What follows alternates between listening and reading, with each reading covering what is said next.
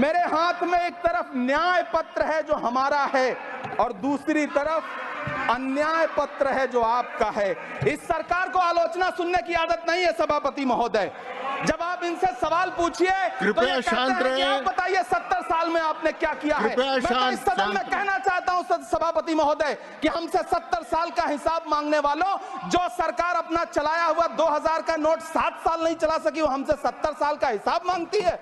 सभापति महोदय, मैं अंत में आपसे यह कहना चाहता हूं, यह बजट बैसाखी पर टिकी हुई सरकार का कुर्सी बचाओ बजट है। इस बजट में राज्यों के साथ, किसानों के साथ, नौजवानों के साथ, महिलाओं के साथ, देश के मिडिल क्लास के साथ अन्याय किया गया है और इस अन्याय का खामियाजा आपको महाराष्ट्र, हरियाणा और झारखंड के चुनाव में भुगतना पड़ेगा।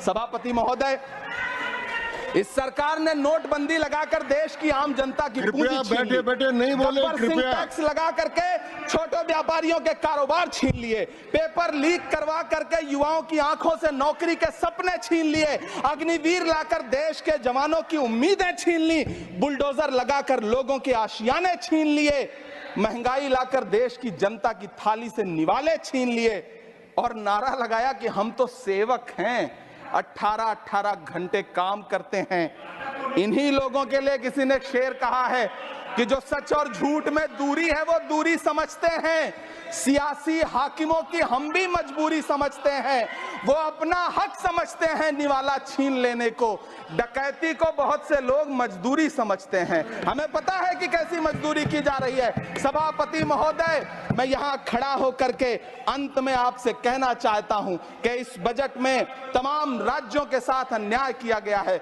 इस बजट में युवाओं के साथ अन्याय किया गया है, महिलाओं के साथ अन्याय किया गया है और खास तौर से महाराष्ट्र के लिए कुछ नहीं रखा गया है। महाराष्ट्र बाढ़ से जूझ रहा है, पानी बरसने से 1500 से ज्यादा लोग मारे गए हैं। उस शहर को, उस राज्य को 4000 करोड़ के पैकेज की जरूरत है ताकि जो फसलें बर्बाद हुई हैं लोगों को राहत दी जा सकी।